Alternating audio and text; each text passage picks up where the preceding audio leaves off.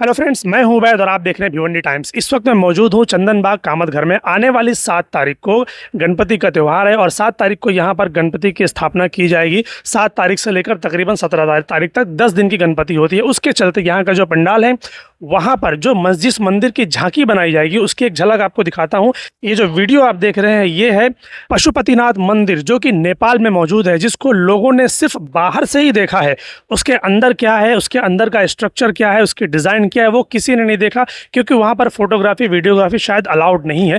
तो उसकी एक झांकी यहाँ पर बनाई जाएगी और आपको दिखाया जाएगा कि उसका स्ट्रक्चर और उसका जो अंदर की चीज़ें हैं वो किस तरह से होती हैं।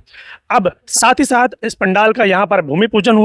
आइए चलिए आपको हम पूरी डिटेल्स में दिखाते हैं कि भूमि पूजन के बाद साईनाथ पवार साहब, जो कि एक सोशल वर्कर भी हैं, एक बिजनेसमैन भी हैं, और पिछली बार 2009 में उन्होंने एमएलए से अपक्ष इलेक्शन लड़ने की कोशिश की थी और सेकंड पोजीशन हासिल की थी भिवंडी शहर में। तो चलिए जानते हैं उनसे कि इस तरह का जो मंदिर वो बनाने की कोशिश कर रहे हैं, इसके पीछे का राज क्या है, और साथ ही साथ ये जानने की कोशिश करते हैं क्या इस बार भी वो इलेक्शन लड़ेंगे, और लड़ेंगे तो किस पार्टी से लड़ेंगे, और अगर पार्टी से नहीं लड़ेंगे तो क्या वो आज़ाद उम्मीदवार से लड़ेंगे। चलिए जानते हैं उन्हीं की ज़बानी। वरुण देवताभ्यो नमः।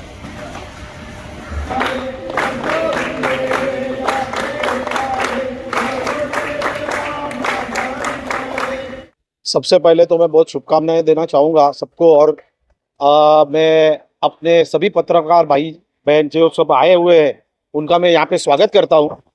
और 35वां साल के अंदर हमने पदार्पण किया है, और माननीय भिवंडी भूषण रंगराव विठोबा पवार, इनके आशीर्वाद से, इनके मार्गदर्शन से गणेश उत्सव की शुरुआत हुई, और हम हर साल अलग अलग झांकी करते गए।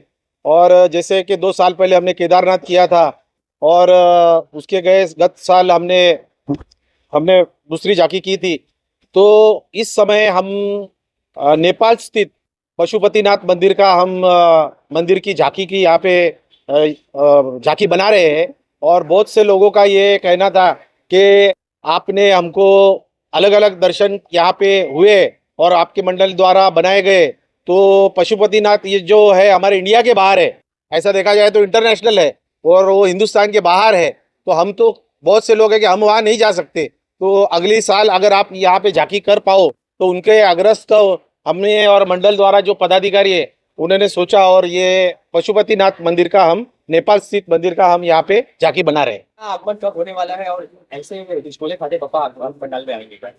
7 तारीख को बापा का प्रतिष्ठापना है, और हमारा जो है हमारे 30 तारीख के आसपास या 1 तारीख के आसपास बापा मुंबई से यहाँ पे आएंगे।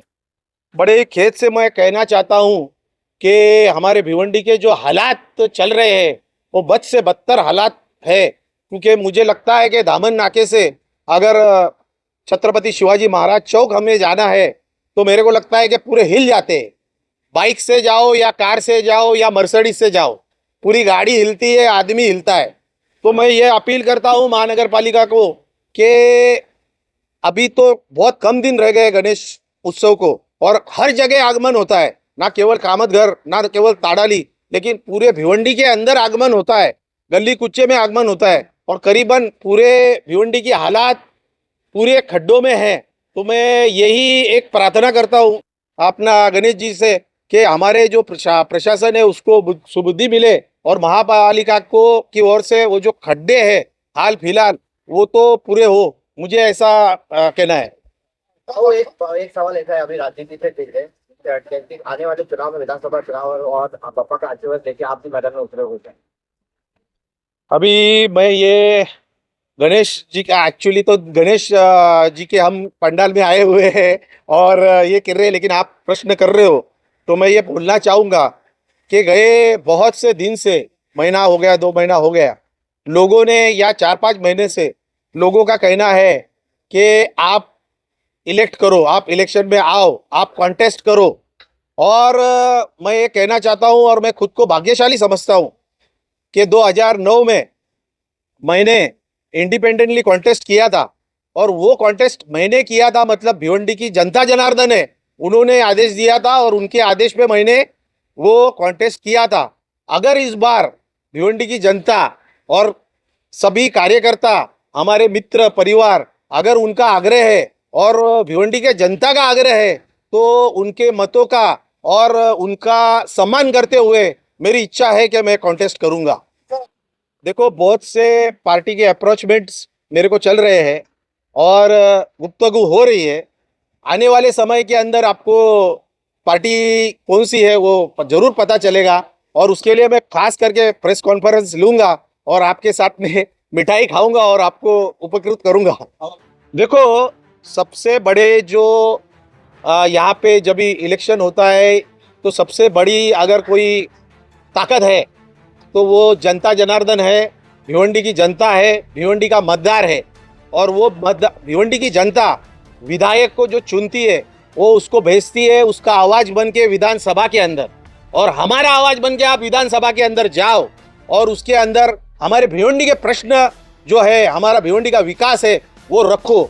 अगर भिवंडी की जनता चाहेगी तो सबसे बड़ा टिकट तो भिवंडी की जनता है, वो देगी, तो उस समय हम देखेंगे।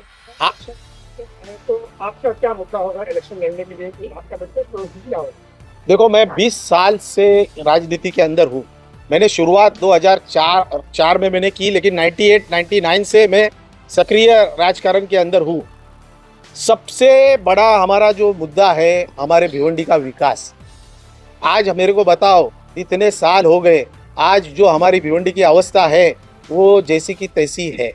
आज 10 साल के बाद में रस्तों के काम चालू हुए हैं, मेट्रो के काम चालू हुए हैं, लेकिन मैं कहना चाहूँगा, मैं किसी को टारगेट नहीं कर रहा हूँ, लेकिन ये जो 10 साल पहले काम चालू होने चाहिए, आज आप निधि ला रहे हो तो आज 2 महीना भी आचार संहिता चालू होने वाली है, तो आज आप निधि बताओगे और काम करोगे। ये सब काम 10 साल पहले करना है, 5 साल पहले करना है।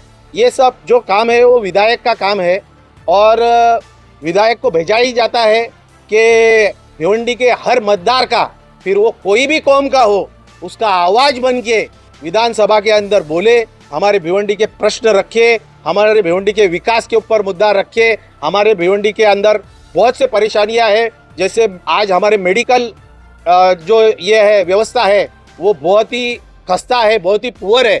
इंदिरा गांधी हॉस्पिटल हमारा है लेकिन वो सज्ज नहीं है, उसको कैसे एक मेडिकल कॉलेज बोलो या मेडिकल हॉस्पिटल बोलो। और क्योंकि ये भिवंडी एक शहर है, ये कपड़ों का शहर है, कपड़ों का मैनचेस्टर है, उसके साथ साथ ये भिवंडी वेयरहाउसिंग हब हो चुका है। तो यहाँ पे बहुत से लेबर वर्ग है, बहुत से कामगार है, गरीब तबके के लोग हैं, उनको यह मेडिकल की सुविधा होनी चाहिए। यहाँ पे विद्यार्थी है, वो विद्यार्थी को मुंबई जाने के लिए, ठाणा जाने के लिए अगर हम मेट्रो का काम कर रहे तो 1 साल से 2 साल से मेट्रो बंद क्यों है?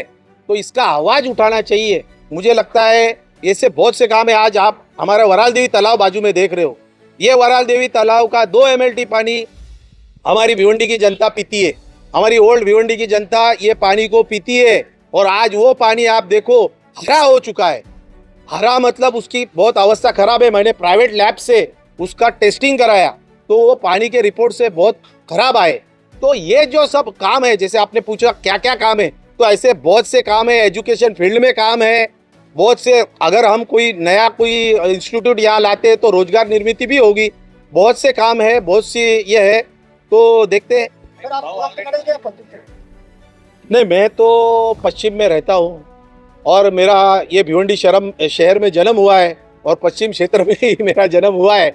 और पश्चिम क्षेत्र ही ने के जो जनता है उन्होंने ही मेरे को सर आंखों पे लेके उनका आशीर्वाद दिया था, तो मैं उनका सम्मान करता हूँ। तो उनका सम्मान करते हुए मैं पश्चिम के द्वारा ही इच्छा रखता हूँ। ऑलरेडी पश्चिम से कई दिग्गज कैंडिडेट हैं जो जनता में आज उतर चुके हैं और आज आपने अनाउंस किया है, क्या?